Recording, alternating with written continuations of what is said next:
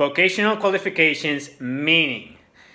Maybe you are looking for a career change or a new job, but you don't know a thing about professional qualifications. Well, in this video, we'll talk about all of this. What are professional and vocational qualifications? What are some types of those? And what do you need to know so that you arm yourself with what you need so you can get that job you want? If you want to find your ideal vocation, hobby, or occupation, make sure to subscribe to this channel and hit the notification bell so you know whenever a new video comes out. Also, if you find that you like this video, hit the like button below and share it with your friends. So if you don't know what a vocational qualification is, watch this video till the end so you know what to look for and whether or not getting a qualification is going to be too much work for you and it's not going to be worth it.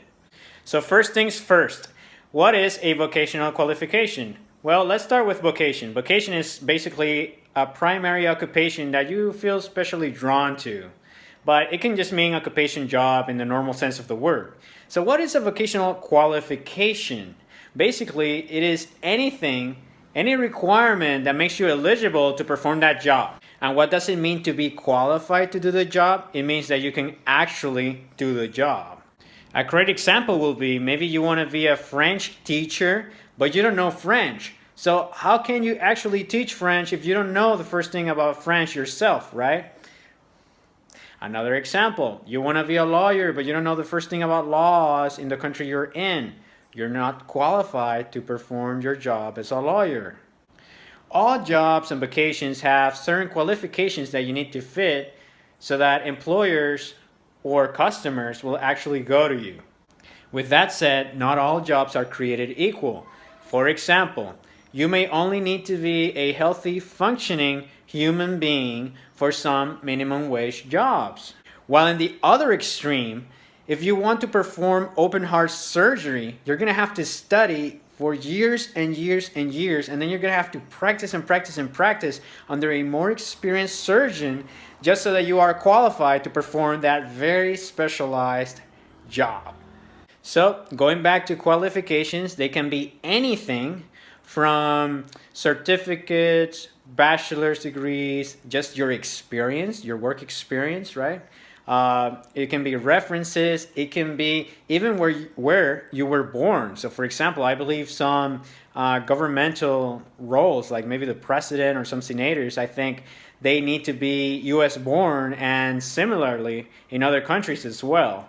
So, depending on the role, you might have different qualifications altogether.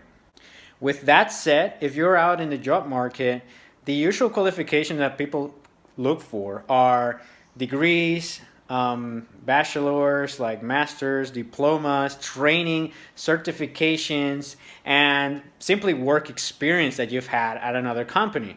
So this takes us to the question of, what would you even want to be qualified in the first place? To be qualified means that you will have access to jobs that not everyone has access to. So if we go back to the doctor example, surgeons make a lot of money, generally speaking, and that's because it is such a specialized, in-demand skill set in the community or in the country in which you're operating, right? So basically, being more qualified means that, generally speaking, you will make more money. That is not always the case, though, so you need to make sure that you know what you're getting yourself into. Because sometimes getting the qualifications might not be worth it for you specifically. Again, in the doctor's example, in the surgeon example, at least in the US, you'll have had to go to college for 4 years, right? All that it takes in expenditure, like in your tuition and the effort put into it. Most likely, if you want to be a competitive candidate, you will have had to take classes, subjects that are very competitive and difficult in the sciences, like biology, chemistry, all those things, right? And you will have had to have gotten really good scores on those if you want it to be competitive. So after those 4 years, you go to medical school if you're accepted for another 4 years of even harder study with considerably smarter peers, and you still have to be at the top of your game if you want to be a competitive candidate for the next stage. Oh, there is a next stage? Yes. Then before you're actually an actual surgeon, you have to do internships, right? So depending on the medical field, the internship might take little or more, But I think for surgeons, for general surgeons, it's about 5 years. So basically, think about it this way: 4 years of college, 4 more years of medical school. That's 8 years total. That's just spending, studying, not actually working or making money. And then another 5 years working as an intern, learning from a more experienced doctor. So that takes you to 8 plus 5, 13 years before you're actually a full doctor, so to speak, or a full surgeon, right? So yeah, I believe people make average salaries while they're on their internships, but not quite the big bucks that we see doctors making, right? So in your particular case, let's say you wanted to be a doctor, but like, is that something you really want to do? Are you willing to pay the price to do that? Are you willing to pay the price in time, tuition, effort that's required over such a long period of time to get the qualifications that you need to do what a doctor does? So basically, that's what I mean by that. And not all cases are this extreme, but there are many that are. I mean, if you want to have a pharmacy and be a pharmacist, like what, you gotta get like a PhD in pharmacy. If you want to be a psychologist, you gotta you gotta get the qualifications as well, right? Like some advanced degrees, among other things. So some of you might be thinking, but dude, I don't want to be a doctor. I want something that's way easier. Can't I make a lot more money with something easier? Yeah, you can.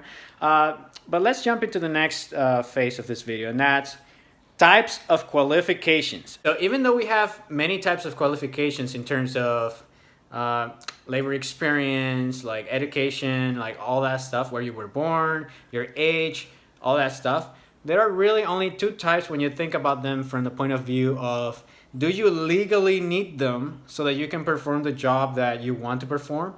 In many cases, yes, like we mentioned, again, like doctor, psychologist, engineers, right? Like in the case of lawyers, for example, you need to have gone to law school. If some of you have watched the series Suits, you know that one of the guys got in trouble. Oh, spoiler alert. Got in trouble because he didn't go to law school, even though he knew everything. He had the qualifications from the knowledge perspective, but not from the actual legal paperwork. So in the case of a lawyer, you will need to have attended law school, get a Juris Doctor, which is about 3 years, I believe, if you do it full time. And then, not only that, you also need to pass the bar exam in the state in which you want to have a practice, or basically do your job as a lawyer.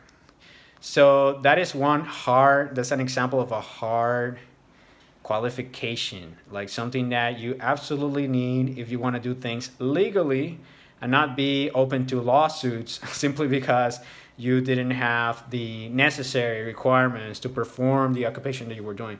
So that takes us to the second one, and that's soft. So what are soft qualifications? Well, let's say that you want to work at someone else's business, or you want to build a business for yourself. Well, you don't need a business degree. You don't need a business bachelor's or a master's degree in business to do that, right? But still, some jobs might prefer candidates who have some qualifications in that sense, and it becomes a qualification in the sense that you are much more likely to get the job if you have a qualification like that. When they say, oh, with a preferred bachelor's in like finance, business, or accounting, for example, for some roles, that's basically a soft qualification. You don't legally need it, but if you have it, that's something that the firm is looking for in order to hire you. The same thing if you want to be referred, if you want to get some clients. Everyone has their own interest when it comes to that. The more qualified, the better, but not always, right? Some people say like, oh, you might be overqualified for this position, but that's a completely different issue in and of itself. So comment down below if you know anyone who's worked really hard to get a qualification so they can do the occupation or vocation that they want. And our last point, are qualifications worth it? Well, that only depends on you. Maybe you're the kind of guy who says, I've wanted to be a doctor since I was a baby, and you're going to do whatever it takes and you're going to make it happen. Maybe you're not that kind of person and you're not interested in that, and doing all of those years of study are not worth it to you. I don't know, maybe you want to be a CEO, but you have no experience and you're at the entry level. Well, you don't legally need a degree or something to be a CEO, but you will need other kinds of qualifications like experience, for example, or so that people can actually believe in you and you have a potential shot at getting that position, right? So basically, that's it for qualifications. But when it comes to the soft ones, you need to realize that even the soft ones can be very heavily enforced in some positions. So for example, if you want to be a consultant at, let's say, some of the top consulting firms in the world, the McKinsey's, Boston Consulting Group, good luck doing that if you're not from like a top university internationally from the world. So basically you're gonna have a hard time if you don't have that soft qualification that they require. So now you know what a vocational qualification is and what you should keep in mind when deciding whether or not you're willing to pay the price required to get that qualification so you can more easily get that job, vocation, or occupation. If you like this video, remember to hit the like button below if you haven't done it already, and subscribe and hit the notification bell so you know whenever a new video comes out.